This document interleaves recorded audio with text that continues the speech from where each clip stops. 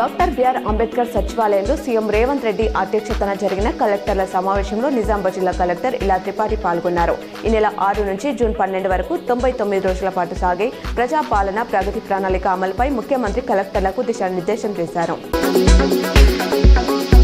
రాష్ట్రంలో రానున్న 4 రోజులు టెంపరేచర్ 2 నుంచి 3 డిగ్రీలు పెరుగుతుందని హైదరాబాద్ వాతావరణ కేంద్రం హెచ్చరించింది. ఆదిలాబాద్, కొత్తగూడెం, భూపాలపల్లి, గద్వాల్, ఆసిఫాబాద్, మహబూబ్ నగర్, మంచిర్యాల, ములుగు, నాగర్ కర్నూల్, నారాయణపేట్, నిర్మల్, నిజామాబాద్ జిల్లాలో 36 డిగ్రీల నుంచి 40 డిగ్రీల వరకు ఉష్ణోగ్రతలు నమోదవుతాయని తెలిపింది. భారత్ మరో యుద్ధానికి సిద్ధమవుతుందంటూ పాక్ ప్రెసిడెంట్ ఆసిఫ్ అలీ జర్దారీ సంచలన ఆరోపణలు చేశారు. యుద్ధ క్షేత్రం నుంచి చర్చల టేబుల్ వద్దకు రండి అంటూ పార్లమెంట్ సాక్షిగా ఢిల్లీకి విజ్ఞప్తి చేశారు. మరోవైపు ఆఫ్ఘాను భారత్ అనుకూల దేశంగా అభివర్ణించారు. వికారాబాద్లో జరిగిన డీసీసీ అధ్యక్షుల కమిటీ శిక్షణ శిబిరం ముగింపులో నిజామాబాద్ డీసీసీ అధ్యక్షుడు కాటిపల్లి నాగేష్ రెడ్డి డ్యాన్స్తో అదరగొట్టారు. కాంగ్రెస్ పార్టీ అగ్రనాయకుడు రాహుల్ గాంధీ, ముఖ్యమంత్రి రేవంత్ రెడ్డి, టీపీసీసీ అధ్యక్షుడు మహేష్ కుమార్ గౌడ్, ఏఐసీసీ పరిశీలకురాలు మీనాక్షి నటరాజన్ సమక్షంలో మిగిలిన డీసీసీ అధ్యక్షుల నడుమ నాగేష్ రెడ్డి డ్యాన్స్ చేశారు.